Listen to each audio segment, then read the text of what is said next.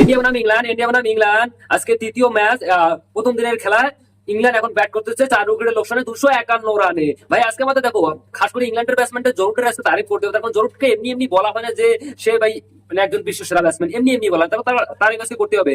ভাই বোলারদেরকে নিয়ে কথা বলবো, অবশ্যই বোলারদের নিয়ে কথা বলবো, কারণ আমাদের আজকে বোলিং যা হয়েছে যাগুলো বলার কথা না, মানে বেশি একটা ভালো না, সাধারণ আর কি, সাধারণ আবার ভালো হয়। তার কারণ রানও তো আর কম করে নেই, অলরেডি 251 রান করেছি, অলরেডি 251 রান চলতেছে ইংল্যান্ডের। তো ইংল্যান্ড কত রান করতে পারে সেটা কমেন্ট বক্সে অবশ্যই বলবেন। তো চলো দেখা যাক যে ভাই ইংল্যান্ডের কি এত সুন্দর ভালো খেলা খেলতেছে। ভাই কি বলবো, এই যে জরুট না, জরুট আমাদেরকে কিন্তু একদম পরিশান করে রেখেছে। তার কারণ ভাই জরুট আউটে হওয়ার নাম না, জরুট হ্যারিপুরুপ এরা গুলো সত্যি ভালো খেলতেছে। এখন ক্রিজের মধ্যে রয়েছে জরুট আর ভাই ইংল্যান্ডের ক্যাপ্টেন প্যাট স্টট।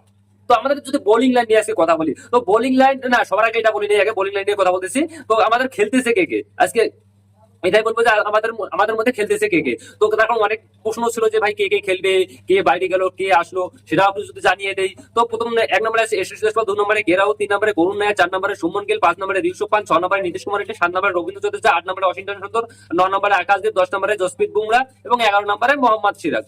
এই 11 জন প্লেয়ার আমাদের তরফ থেকে খেলতেছে। এখন চলে আসি বোলিং নিয়ে। সে বোলিং নিয়ে কথা না বললে হবে না, কারণ বোলিং তো আমাদের আজকে সাধারণ হয়েছে, বেশি একটা খাসটা ভালো হয়নি, আবার বেশি রান হয়েও নেই, এবার কুকুরও 4টা গিয়েছে।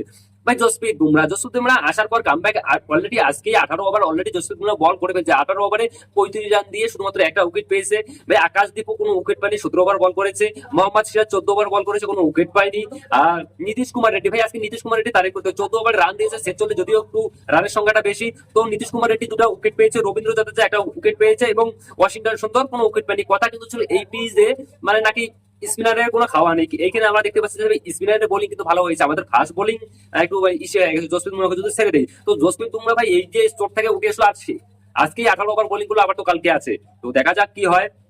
কথা হলো এইখানে যে ভাই মোহাম্মদ সিরাজ, আকাশদীপ, ভাই এদেরকে নিয়ে একটু প্রশ্ন তো উঠবেই। তার কারণ পারফরমেন্সটা আমি ঠিকঠাক দেখতে পাচ্ছি না। তার কারণ এর আগের ম্যাচে আকাশদীপ যে পারফরমেন্সটা দিয়েছিল 6 উইকেট, তার আগের ইনিংসে 4 উইকেট, মোহাম্মদ সিরাজ 6 উইকেট, কিন্তু সেরকম পারফরমেন্স আমাদের আসতেছে না। কিন্তু কিন্তু কিন্তু আশা করো যে মানে আশা ভরসা করি যে এই ম্যাচও আমাদের টিম ইন্ডিয়া জিতবে, এটা কনফার্ম।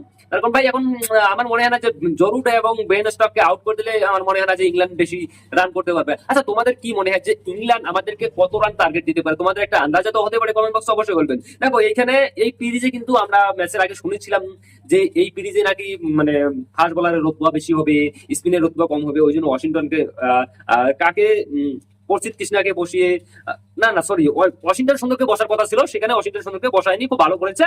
যদিও আমরা দেখি তো কি হয়, কে ম্যাচ জিতে। তো কমেন্ট করে অবশ্যই বলবেন যে এই ম্যাচ কে জিততে পারে।